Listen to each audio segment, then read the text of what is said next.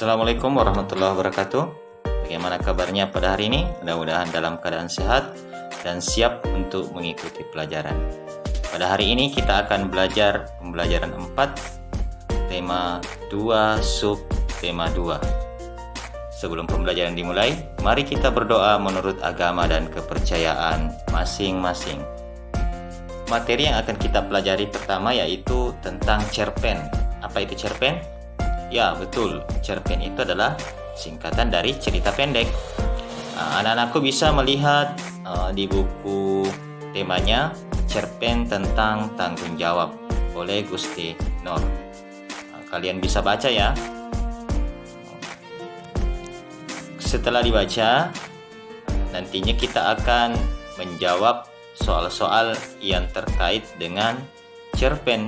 Jadi disimak baik-baik. Apa isinya, dibaca paragraf per paragraf, dibaca siapa saja tokoh-tokohnya, di mana kejadiannya, dan hal-hal yang terkait dengan cerpen ini. Sekarang kita akan menjawab beberapa pertanyaan terkait dengan cerpen yang anak-anakku tadi baca ya, yang berjudul Tanggung Jawab Ade. Pertanyaan pertama, siapa tokoh dalam cerpen Tanggung Jawab Ade? Ya, tokohnya ada banyak ya.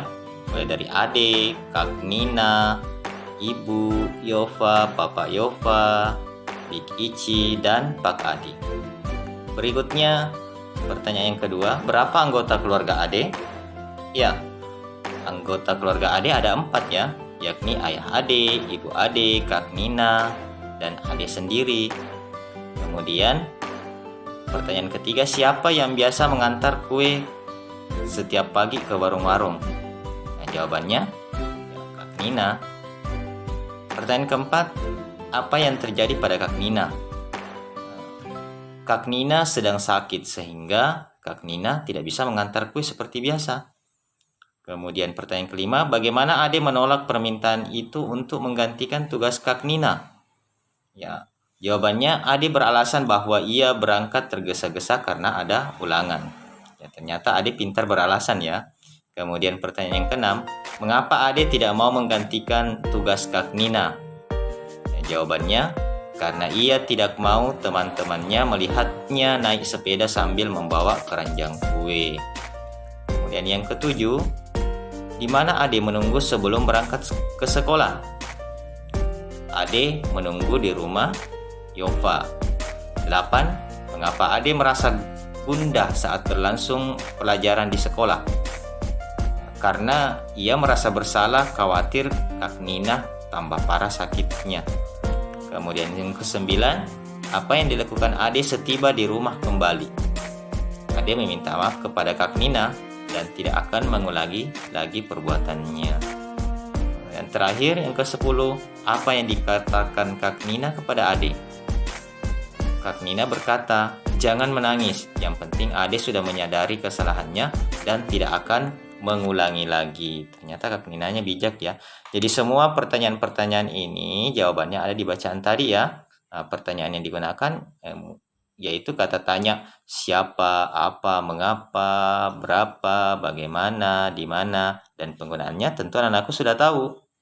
Kedua yang akan kita bahas yaitu pengaruh kegiatan ekonomi terhadap kesejahteraan masyarakat.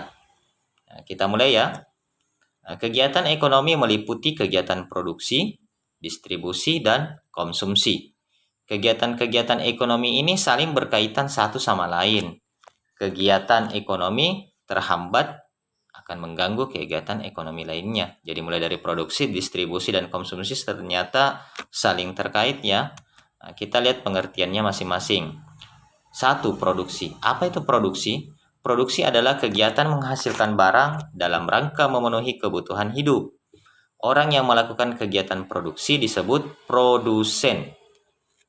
Contoh, pengrajin gerabah, pembuat kue, produksi batu bata, produksi tempe, dan lain-lain. Tentu masih banyak contoh yang lain lagi ya di sekitar kita. Berikutnya, yang kedua, distribusi. Distribusi diartikan sebagai kegiatan menyalurkan barang dari produsen ke konsumen. orang yang melakukan kegiatan produksi disebut distributor.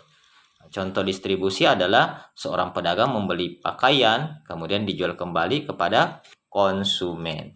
Kemudian yang ketiga, konsumsi. Konsumsi diartikan sebagai kegiatan menghabiskan atau mengurangi nilai guna barang dan jasa untuk memenuhi kebutuhan hidup. Orang yang melakukan kegiatan konsumsi disebut konsumen.